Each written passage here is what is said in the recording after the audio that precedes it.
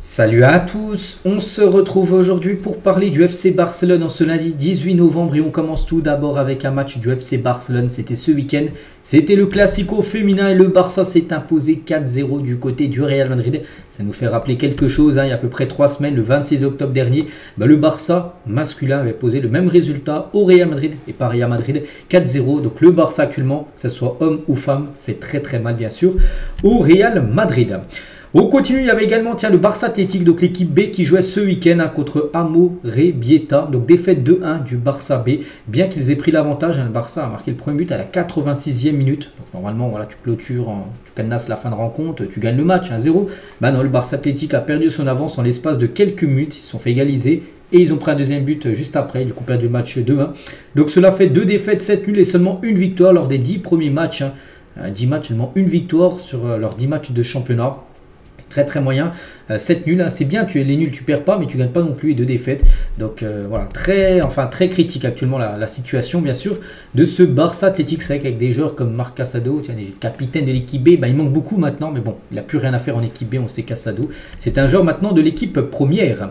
Mais bon, maintenant c'est la Masia qu'on parle quand même, donc ils doivent faire quand même des meilleurs résultats parce que là c'est pas possible d'avoir seulement une victoire sur leurs 10 premiers matchs en championnat. Bref, on continue, on va parler cette fois-ci des joueurs du Barça en sélection. Et tiens, de Jong, samedi il a joué, donc il a joué 68 minutes, il a commencé titulaire, ça faisait longtemps, ça faisait déjà 14 mois qu'il n'avait pas joué du côté des Pays-Bas et 6 mois qu'il n'avait pas commencé titulaire un match de football depuis sa blessure. Et bien il a joué 68 minutes lors de la victoire de sa sélection 4-0 contre la Hongrie, en plus il a bien joué, donc il a dit à la fin du match, ça faisait longtemps, je suis content d'être de retour, j'ai besoin de match, j'ai besoin de rythme et ensuite ma bonne forme reviendra. J'ai encore des moments sensibles en genre, j'ai besoin de reprendre confiance en moi pour faire certaines choses sur le terrain.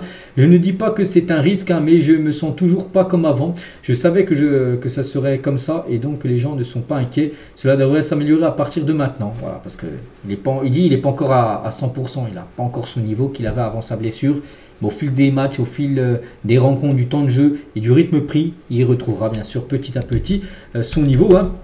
Et je ne serai pas titulaire lors du prochain match, mais je reste avec l'équipe nationale. Donc voilà, le prochain match ça doit être demain, je crois, pour les Pays-Bas. Et voilà, on voit commencera remplaçant, il jouera peut-être la fin de la partie. Tiens, on va parler de Pedri, l'Espagne joue aujourd'hui, il y a l'Espagne qui joue contre la Suisse. Et Pedri, donc il est en interview, en conférence de presse, je me sens très bien avec le Barça et l'équipe nationale espagnole. Trop de matchs, il a dit oui, il y a beaucoup trop de rencontres, mais il faut trouver ce qui va aider votre corps à récupérer. Et j'ai trouvé ce qui aide le mien, voilà, donc il est moins blessé, c'est ce qu'il dit. Mon renouveau au Barça, je suis calme, tout va bien. Donc voilà, en gros, il confirme que il va très prochainement prolonger son contrat. Je pense que dans le football d'aujourd'hui, si les 11 joueurs travaillent ensemble, c'est beaucoup plus facile de défendre. Je crois que nous faisons tous un effort et ça se voit. Nous récupérons le ballon rapidement et plus souvent que l'adversaire. Et à partir de là, il devient plus facile, bien sûr, de gagner les matchs. Et voulez-vous jouer avec Dani Olmo en équipe nationale? Il dit oui, maintenant j'ai la chance d'être avec lui à Barcelone et nous nous comprenons très bien. Mais c'est la décision de l'entraîneur et je n'ai rien à faire. Voilà, c'est pas lui qui décide s'il doit commencer ou non un match. Il y a le coach pour ça. Et il y a eu des bons changements pour moi. J'ai retrouvé la continuité qui me manquait. Je suis très content de ce début de saison. C'est vrai que pour l'instant, en plus les blessures, pour l'instant, le laisse de côté parce qu'on sait que c'est un joueur qui a été beaucoup blessé comme Pedri ces derniers temps. Donc pour l'instant, c'est que c'est un très bon début de saison pour Pedri. On continue avec le match toujours de l'Espagne ce soir. Et à noter que Casado devrait, enfin de grandes chances de débuter titulaire pour ce match. Il avait joué 20 minutes à peu près lors du match contre le Danemark. Jeudi, je ne sais plus c'était quel jour, jeudi ou vendredi dernier. Là, il devrait être titulaire ce soir. Voilà, ce sera sa première certainement titularisation du côté de la sélection espagnole. On va parler aussi de Jules Koundé. Hier, il a joué avec l'équipe de France. Victoire 3-1 des Français en Italie. Et Koundé, il a commencé titulaire. Il a joué 82 minutes lors de cette rencontre. Donc félicitations à Koundé. Fin de trêve pour Koundé, retour pour lui du côté de Barcelone. On va parler d'Araujo, la récupération de Ronald Araujo se passe très bien, il va revenir plus tôt que prévu. Cette semaine, le personnel d'entraîneur et le personnel médical décideront avec le joueur quand il pourra faire son retour ce mois-ci, parce que déjà, c'est pas un retour dans quelques mois, non, c'est un retour déjà ce mois-ci, en novembre, mais maintenant on se demande quand le jour exact où il pourra faire son retour. Ronald Araujo, donc voilà, déjà, la bonne nouvelle, c'est que il revient bien plus tôt que ce qui était prévu. Et malgré sa blessure, Araujo a suivi de près les sessions vidéo tactiques de Hansi Flick en se concentrant sur les aspects défensifs comme le piège du hors-jeu, même si il n'a pas pu jouer encore. On sait que le Barça avec le hors-jeu là cette saison c'est très performant.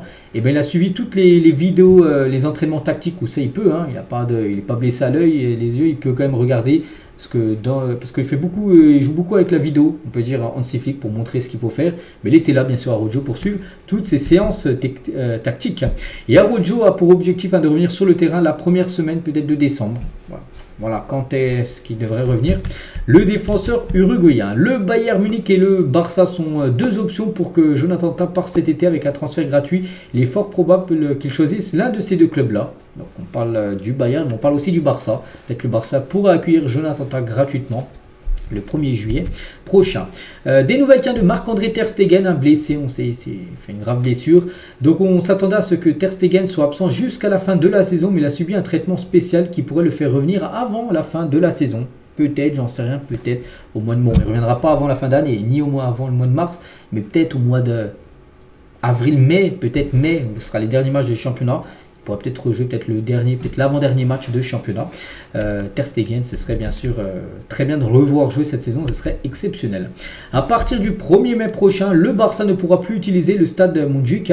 Le conseil municipal a fixé ce délai pour quitter les lieux car divers autres événements y seront organisés. Donc voilà, jusqu'au 1er mai, le Barça peut potentiellement jouer du côté du stade Montjuïc. N'oubliez pas que le Barça pourrait retourner au Camp Nou bien avant mai.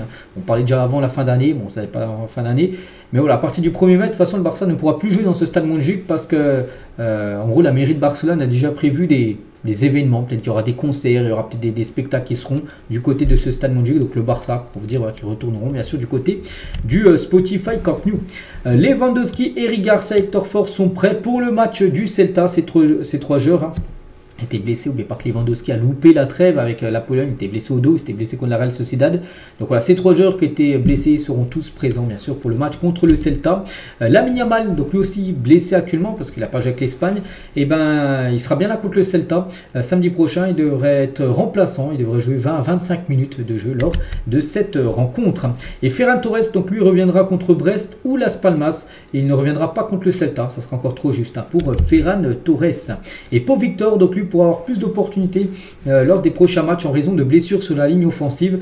Flick dépend de lui, il ne veut ni le prêter ni le vendre en janvier. Donc voilà, c'est un joueur qui pourrait grappiller un peu de temps de jeu. Peut-être tiens contre le prochain match, c'était contre qui? Celta, le Celta Vigo. Donc il pourrait peut-être jouer, comme j'ai dit, un Lamine Yamal qui pourrait être remplaçant. Peut-être Pau Victor pourrait être son remplaçant.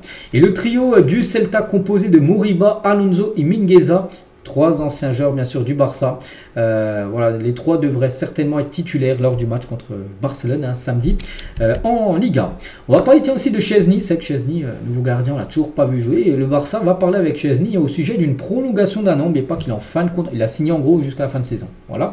Et le Barça, on apprend qu'il pourrait peut-être lui proposer une année de plus en supplément.